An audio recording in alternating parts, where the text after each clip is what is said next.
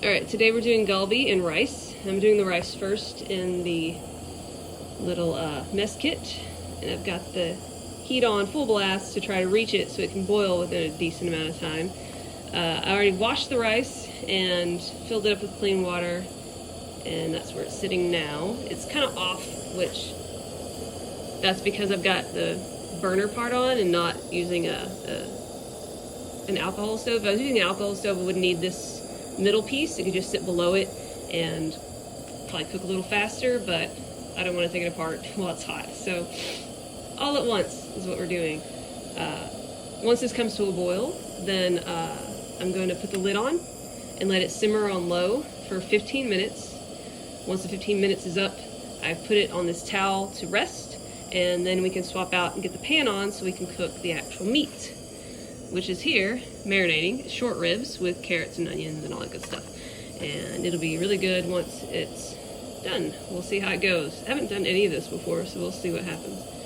But I think I see some bubbles starting. I started this a minute ago because it was a mess to get started. But we'll see how this runs. Alright, I think it's coming to a decent boil. So I'm going to put the lid on and lower the temperature.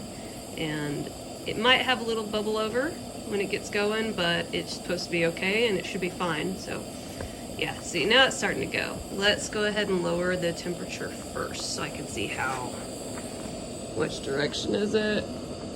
This way. All right. I'm not worried about losing too much water because I think I have a little too much water in it. All right, we'll calm it down a little. And let's get our SE lid on, and now I'm going to start a timer for 15 minutes on my phone and come back to it, and we'll see how insane this boil over ends up being. Starting to bubble up a little bit. I'm going to lower the temperature just to make sure we don't have too much of a mess. It's probably a good thing that I put too much water in it, otherwise that'd been bad. Alright, timer's off. It's been 15 minutes, and we're gonna take this off. I thought this might have been hot. I thought the handle would be hot, but it's not, which is nice. So we're just gonna take this off and place it over here on a towel, and then wrap it up so it stays warm. And it's supposed to finish for another 10 or so minutes. It's gonna finish for a while because we're gonna take our temperature back up, and we're gonna get ready to do the meat. So let's put our normal pan on. You can tell I haven't used this very much, but we'll get that heated up, and then we'll get the meat on there. All right, time to do the meat. So I've already opened the bag, and if I was camping or whatever, I would probably freeze the bag of stuff and carry it with me and let it defrost as I go, and then get it all, let it defrost for the day, and then put it in at night. I'm gonna do this with one hand, so hold on. Without dropping the bag in there. Carrots. There we go. Good enough. All right, put that in my cup. Don't want trash all over the place. Okay, we're gonna turn that heat back up. It was hot enough. The water beaded up really good when I did that, but see, we've got 2 or 3 short ribs. It won't be that big a deal. Spread them out so they cook a little faster. They've been marinating a while, so they should be good and tender. I made this for dinner in the kitchen earlier, and these are the 3 pieces I didn't cook in the kitchen. So they've been marinating longer, so hopefully they are a little more tender than dinners were. So you see that. All right, let those sizzle up, and we'll check back on it in a minute.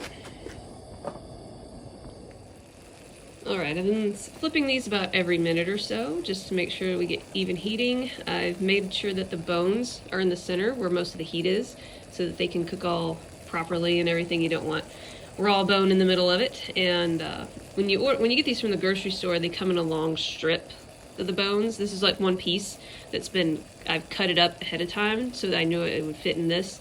And I probably should have cut this guy off too, just to be easier to eat, because you wouldn't have a fork and knife typically. If you're eating outside, you just use your hands anyway. But for cooking it, we just want to make sure that it's easy to fit in the pan, so I went ahead and cut it up. But you don't have to, especially if you're grilling it outside on like a charcoal grill or something. You would just leave them straight into the strips, and you could just pull them apart afterwards or whatever. But they get kind of dry if you do them on the grill. It's a little different situation. But, so there's lots of juice in it, so that's good. That's the water coming out of this and everything, and we're not dried out yet. If it dries out, that's bad. We'd probably have to add water as we go, but. All right, the meat's still going good, and it's been long enough to check and see if the rice is done. So let's see if that has done what it was supposed to. I'm gonna put we can kind of touch it. It's hot. Put my glove on real quick. Get that off of there. Well, it looks like rice. Is it done? Hey, ooh, it's a little wet. That's not bad. There's a little too much water, but I knew I did too much water ahead of time, so. But it's not burnt or anything on the bottom. It's just very wet. Let it dry out a minute. Probably be fine. Good enough for this. But hey, that worked. Just if you had like a stew or something, it'd be just right. So, rice worked. Yay. All right, it's starting to smell really good, and it's almost done. Most of the water, if not all of it, is out, and all you can hear sizzling is the fat. You can see some of the sugar sauce that's in there is cooking down. But you get these this really good color on the inside it once it goes. Give it another few minutes, and they'll be ready.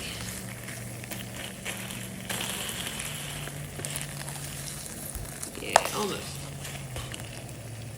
All right, we're done. I'm gonna go ahead and move it to the bowls. You can do it two different ways. You can have your little fancy plate if you're doing this at home in the backyard because the power's out, which was the only reason I'd be doing this. But put in your bowl, nice, get a couple veggies. I would have more, ideally, but it's what fit in the bag. It's what I had left. So there you have your rice and the meat. Spoon. And if you want to be cool and eat out of your canteen, then you take your meat and put it in here all cute. This would be the pictures we use for like after we're done. This one looks better. We're gonna put it on top. Hold on. Yeah, there we go. And then we're gonna get our vegetables out of this one. Scrape all this out. It won't be too hard to clean. It's just that sugar junk in there. And what I could have done was, if I was really paying attention, I could have got some water and poured it in here and deglazed the whole thing. And then you'd have like more sauce to put on everything if I wanted to. That's a little more of this. And we're gonna get it off these tongs. See, now it looks like you can eat it out of that if you want to. Or eat it this way, whichever. It's all good. But there you go. Short ribs in the Trangia and the really cool mess kit cup bowl thing. But there you go.